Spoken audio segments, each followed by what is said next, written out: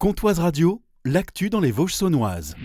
Bonjour, dans l'actualité de ce mardi 16 avril, la flamme olympique est allumée à Olympie en Grèce et la première relayeuse française qui sera deuxième porteur de la flamme est la nageuse française Laure Manodou, elle qui a été sacrée championne olympique du 400 mètres nage libre en Grèce à Athènes en 2004.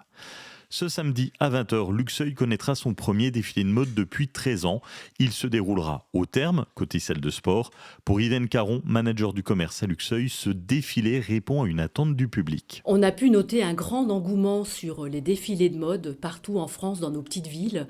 C'est vraiment un grand rendez-vous maintenant qui est mené. On s'est dit qu'on allait aussi y penser pour la ville de Luxeuil-les-Bains. Et on a choisi, à projet ambitieux, un lieu ambitieux et iconique de notre ville, que sont les thermes. Le but, c'est de mettre en valeur nos commerçants. On a 7 boutiques partenaires en plus de la maison Elora. On a la mairie qui est partenaire. On a aussi la chaîne thermale du Soleil qui nous accueille. Donc l'idée, c'est de mettre en avant notre commerce, notre centre-ville et de pouvoir ensuite créer du lien, créer du trafic entre les personnes qui auront assisté au défilé de mode et qui viendront visiter nos boutiques en ville. C'est ce samedi à 20h, l'entrée sera gratuite. Depuis hier, il est obligatoire de promener son chien attaché en forêt, et ce jusqu'au 30 juin. Cette durée correspond à la période de mise bas des animaux sauvages comme les chevreuils, les sangliers.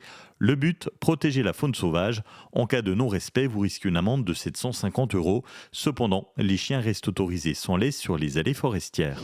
Le contrôle technique des 2 roues motorisées est devenu obligatoire depuis lundi. Le but, garantir le bon état du véhicule. Il aura lieu tous les 3 ans. Premier concerné, les véhicules de 2017 et plus anciens qui devront réaliser le contrôle avant la fin de l'année. Le Festival des pluralistes de Luxeuil recherche ses bénévoles du 1er au 7 juillet. La recherche concerne la technique, le montage de scène, les gradins, la lumière, le son, l'auberge pour assurer le service, la cuisine, la vaisselle, l'accueil des artistes également, la billetterie. L'hébergement et la restauration sont pris en charge durant toute la durée du festival et il faut avoir 18 ans. Cette année, Vesoul célèbre son peintre Jérôme, dont nous fêtons le bicentenaire de sa naissance. Zoé Scribzac est chargée de projet à la commune de Vesoul. Cette année, la ville rend un bel hommage au peintre. Cette année 2024 met à l'honneur le peintre et sculpteur Jean-Léon Jérôme, né en France à Vesoul, mais surtout très connu aux États-Unis, où plusieurs musées exposent ses travaux.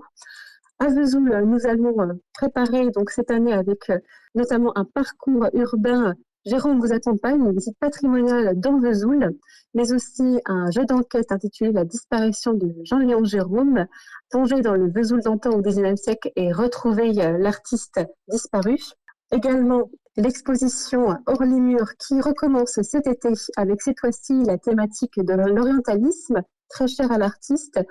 On vous invitera bien sûr à découvrir son travail, à plonger dans l'imaginaire du peintre à travers ces tableaux très énigmatiques et qui invitent au rêve et à l'ailleurs. Cette année, nous allons mettre en valeur les œuvres de Jean-Léon Jérôme au musée municipal de Vesoul, qui possède un fonds très important sur l'artiste, avec une revalorisation des restaurations récentes, notamment les arts graphiques, qui sera à découvrir à partir de l'automne. Jérôme qui a inspiré des films comme Gladiator, Le Roi Lion ou encore des péplums et des westerns.